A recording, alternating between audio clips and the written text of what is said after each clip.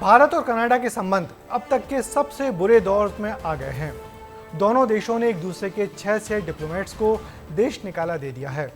एक सिख आतंकी हरदीप सिंह निज्जर की हत्या के बाद रिश्ते बहुत बिगड़ गए हैं और इसके पीछे है कनाडा की राजनीति, जिसमें सिख वोटर बहुत बड़ी भूमिका निभाते हैं। क्या है पूरा मामला और इससे कितना असर पड़ेगा कनाडा में पढ़ने वाले 3 लाख भारतीय छात्रों पर? देखिए कनाडा क्यों है रूठा इस रिपोर्ट में।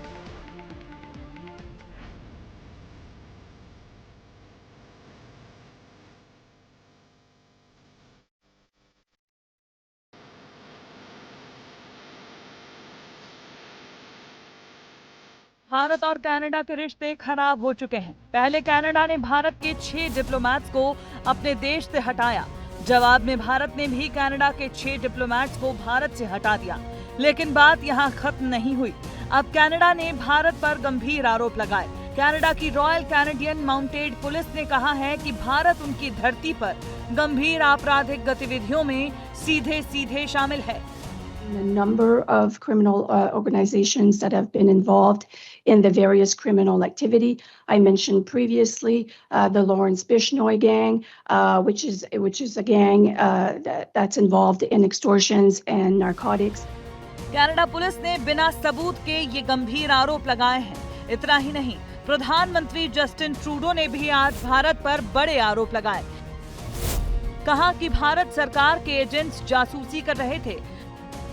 भारत के एजेंट्स टारगेट किलिंग में शामिल हैं। कनाडा के नागरिकों को धमकाने का काम कर रहे हैं। कनाडा में हिंसा भड़का रहे हैं। भारत के डिप्लोमेट्स पर कनाडा के पीएम ने ये बड़े आरोप लगाए। हालांकि भारत ने ट्रूडो के आरोपों को बेबुनियाद बताया और इस बार भी कनाडा ने कोई सबूत नहीं दिए हैं। हालांकि ये पहली बार नहीं है। भारत और कनाडा के रिश्ते 2023 से खराब चल रहे हैं। जून 2023 में खालिस्तानी आतंकी हरदीप सिंह निज्जर की हत्या हुई थी। कनाडा के पीएम ने भारत पर निज्जर की हत्या का आरोप लगाया। भारत ने बार-बार सबूत मांगे, कनाडा ने नहीं दिए। ऐसे में सवाल ये उठता है कि आखिर किसी देश के लिए एक खालिस्तानी आतंकी निज्जर इतना जरूरी क्यों हो गया है कि वो भारत जैसे विकासशील देश से लड़ने को उतारू है।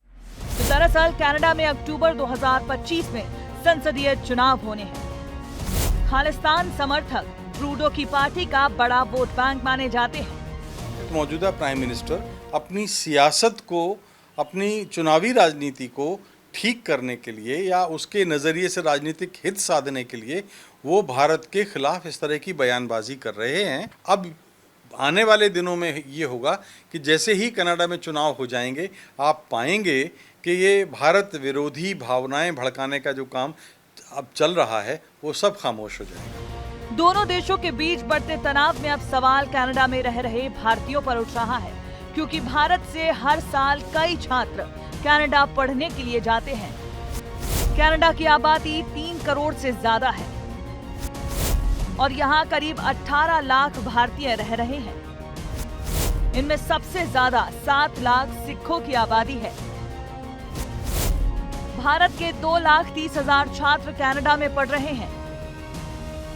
ऐसे में अब चिंता छात्रों के भविष्य की हो रही है।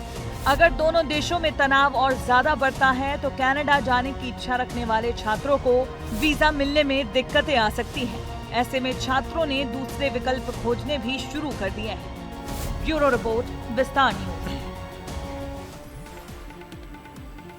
कनाडा ने भारत की शिकायत अमेरिका और ब्रिटेन से कर अपने पक्ष में सहानुभूति बटोरने की कोशिश तो की है, मगर किसी देश के अलगाववादी आंदोलन के नेताओं को अपने देश में प्रश्रय देना अच्छी राजनीति नहीं है और ये बात कनाडा के प्रधानमंत्री जस्टिन ट्रूडो को समझना होगा।